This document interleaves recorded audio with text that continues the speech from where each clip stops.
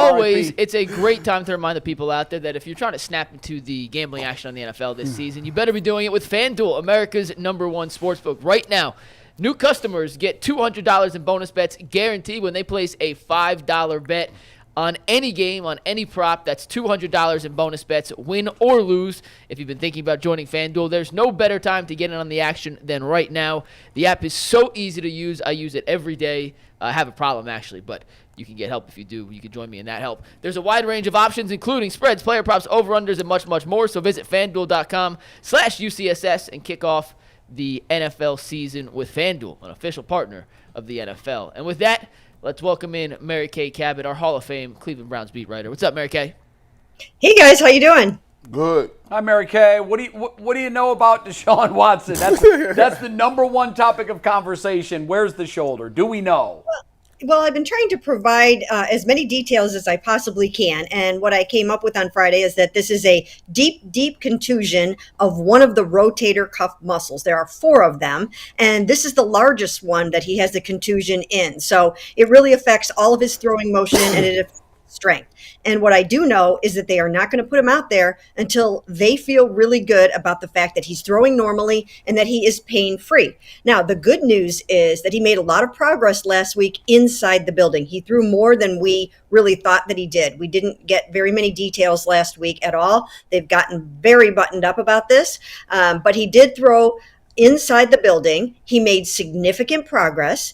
He's throwing with more velocity each day. And if he progresses this way, continues along this trajectory this week, then he will play against the Colts. But again, the benchmark is he's got to be pain-free and he's got to be reporting that accurately. Now, he wants to play. So, if he feels a little bit of pain in the shoulder, is he going to say something about it? Is he going to keep that to himself? We're going to have to find out how that goes because obviously these guys want to get out there. They feel that they're invincible. They don't want to miss games. He knows that this is such a high stakes season. So he's going to want to play and they want him to play, but he's got to be pain free. He's got to be throwing the ball normally without pain.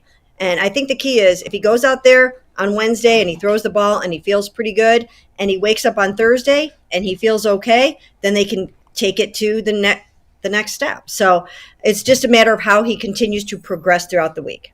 Mary Kay, when you talk about, Deshaun Watson, he usually speaks, during the week. Some people last week had a problem or issue with him not speaking because they said, hey, his teammates are going to have to answer those questions week after week or game after game. What went into the thought process of, him not speaking? Obviously, if you're not playing, you don't have to speak. That's the rule. But what went into that thought process? He just concentrating on getting back on the field, or what went into that?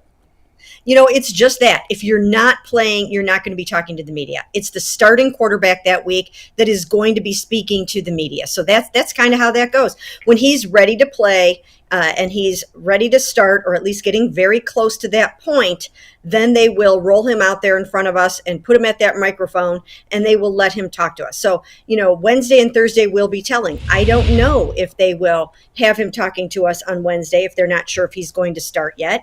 Maybe they'll push it to Thursday to see how he comes through the Wednesday practice. Again, he's throwing on his own inside the building, and he has made really, really good progress to the point where he is waking up the next day and he can build on what he did the day before. But the true test is when you get out there and practice and you try to kind of let it rip a little bit. And when you think about this, Andrew Berry did tell us, he gave us a very telling detail during the bye week. He said that Deshaun could not lift his shoulder after this injury happened. Well, that's pretty significant. If you can't lift your shoulder, you have to go from that to being able to whip a ball down the field 50, 60 yards. So, so we'll have to see how he feels throughout the week. But I will say that there is optimism inside the building that he's going to be able to go on Sunday. Mary Kay is 2 weeks away. I got to know, again, where are we looking at on the trades now? I mean, obviously we're not getting a ton of production out of our wide receiver room outside of Amari Cooper. I know you talked about maybe going into the wide receivers, looking for a trade there. Running back is still something. Left tackle is still something. What do you got?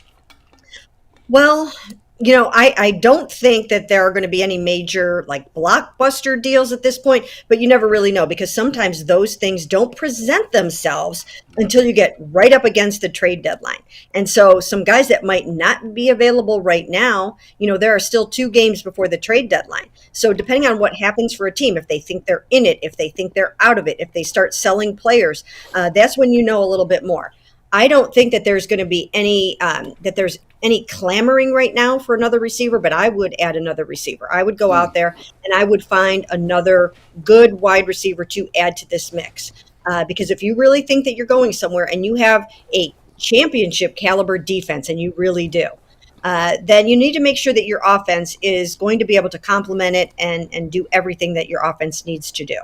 And so I would go out and I would find another good weapon for Deshaun.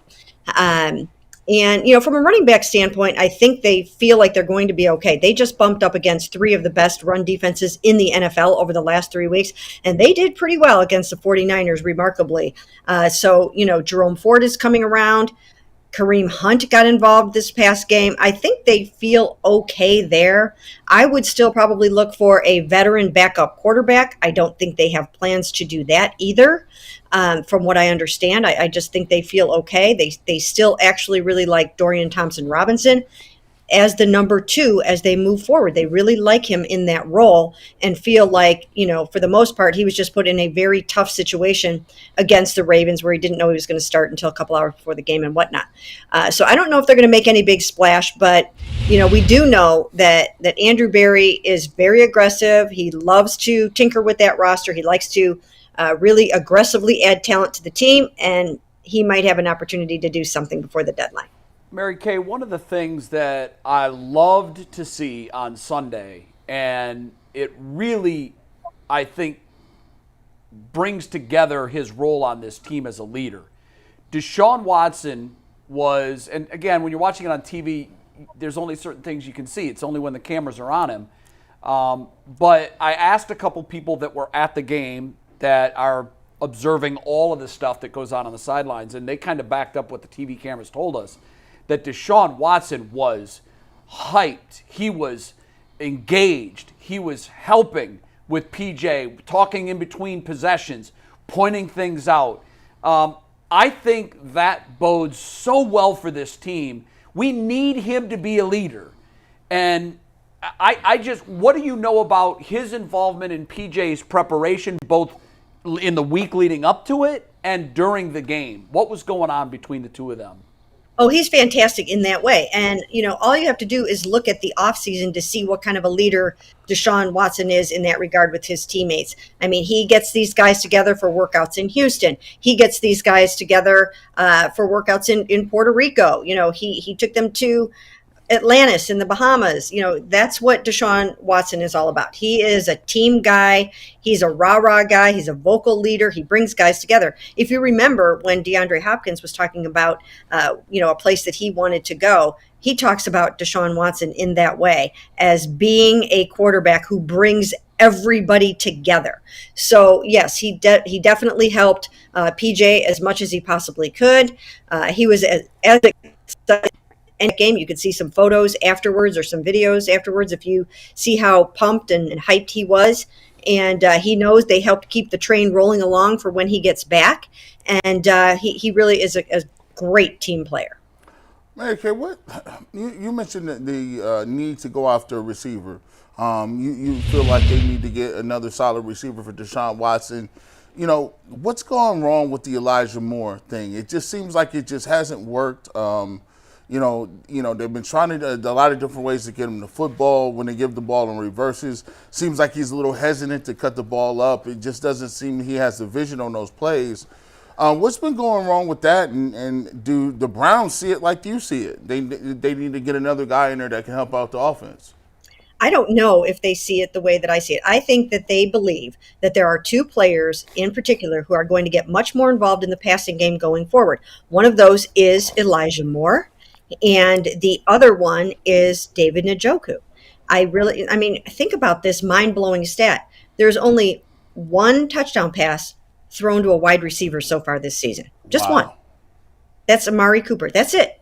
and through 5 games. That's certainly not enough when you have what you thought was going to be a pick your poison, explosive kind of offense. So I feel like they definitely need to get more production. I think they're going to get it from Elijah and Donovan and David Njoku going forward.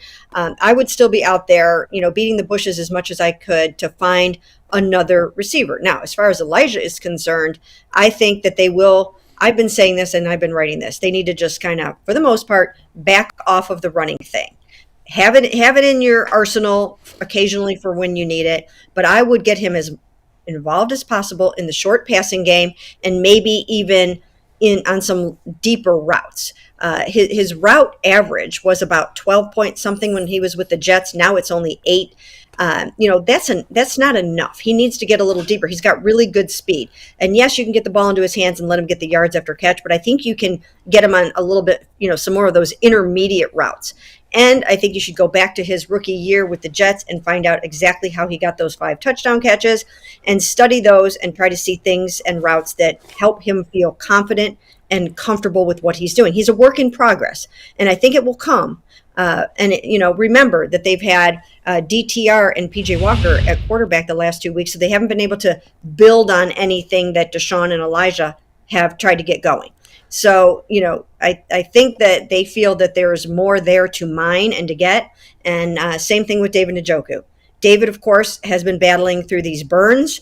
And as the weeks go by, I think he'll get more comfortable and better. And I think Deshaun will find him more. Mary Kay, I'm about to ask you about something that's very touchy in the Cleveland community. Kevin Stefanski's play calling this past Sunday. What did you think of it? And can you believe that people still want him fired? Yeah, he really is a target. And it's pretty incredible to see that even after a victory like that, when I thought they had a really good game plan, when they ran against the, number 3 run defense in the NFL, when they held the second highest scoring team in the NFL to only 17 points. And that included spotting them at the 8 one time. I really liked that direct snap to Harry, as they call him, to Harrison Bryant, and the run by Kareem. I thought that was good. I thought getting Kareem involved was important because nobody wants to defend, I call it the lakefront home, more than Kareem Hunt does. And, he played with his hair on fire, and that was a really cool touchdown. And we get to watch those Friday routes that they run down there on the goal line. And so it's really cool to see some of the stuff that's coming that you're not allowed to talk about, film, or write about. But they had some good things in this game plan. And I thought he did a nice job. I thought Kevin Stefanski had a very nice game. Mary Kay, I got a miscellaneous question, and I don't know if you got the answer to it or not, but I'm going to ask you anyways. Why does Deshaun Watson not want to be called Derek? Oh, is that I don't know the answer to that. I do. No one. Where did you get that from? Did make that up? Is his name Derek Deshaun Watson? I don't know. You know what?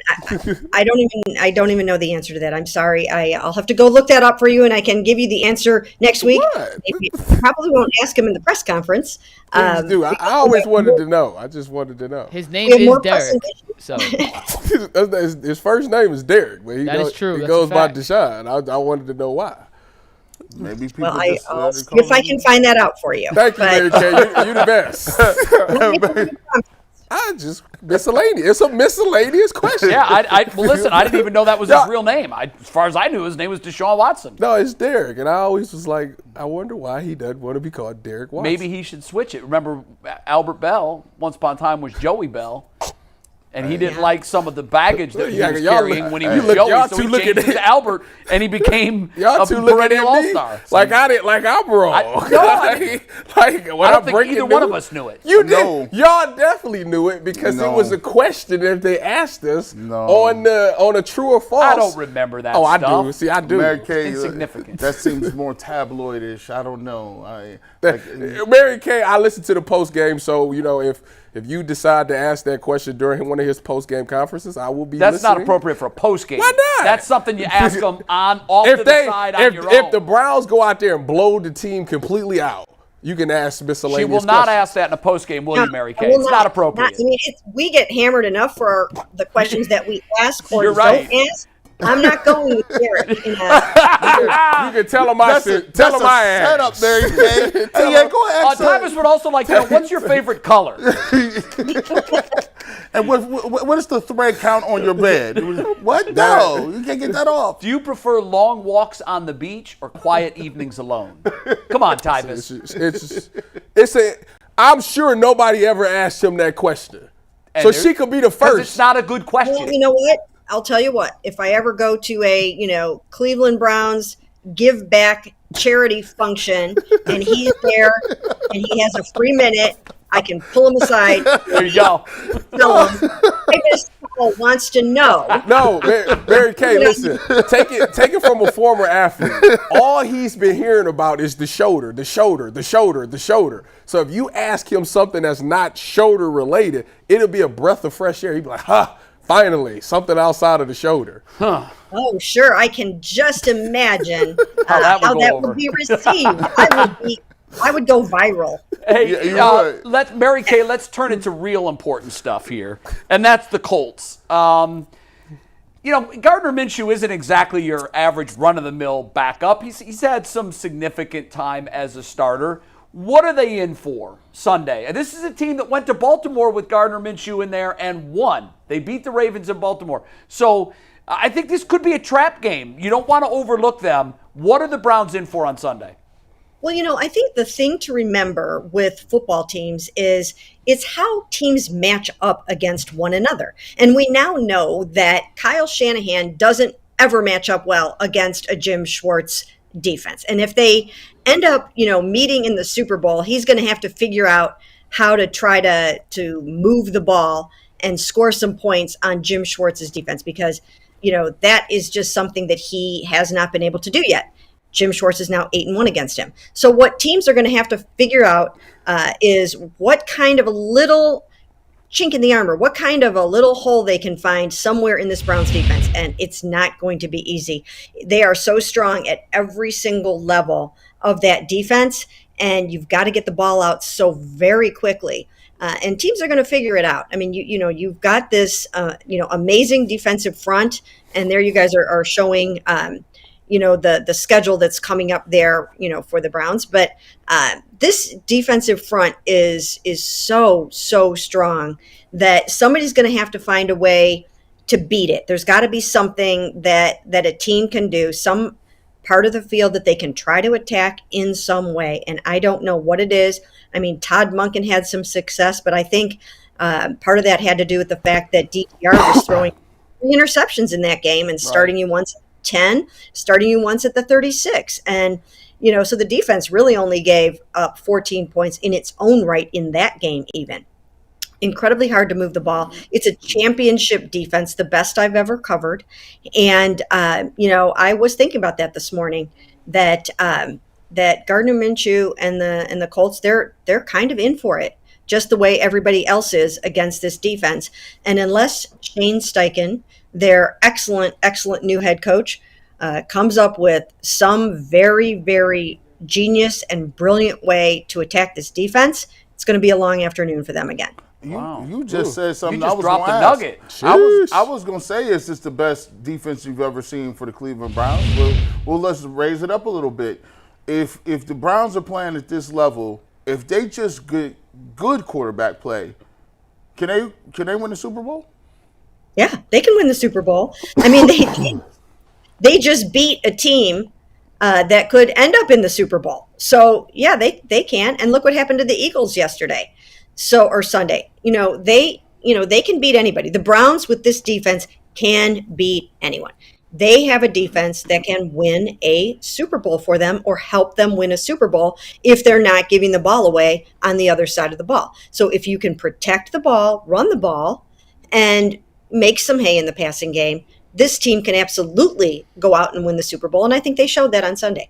Man, my day just got a whole lot better. Yes, it did. She's been covering this squad for a long time, and her eyes don't lie. And you heard it. She said this is the best defense she has ever covered. And yes, it is capable if they get quality play out of the quarterback or just just need take care of the ball to win a Super Bowl. Mary Kay, you made our day. Thank you very much. We'll see you next week. Tell Derek we said hello. I will. First question on Wednesday.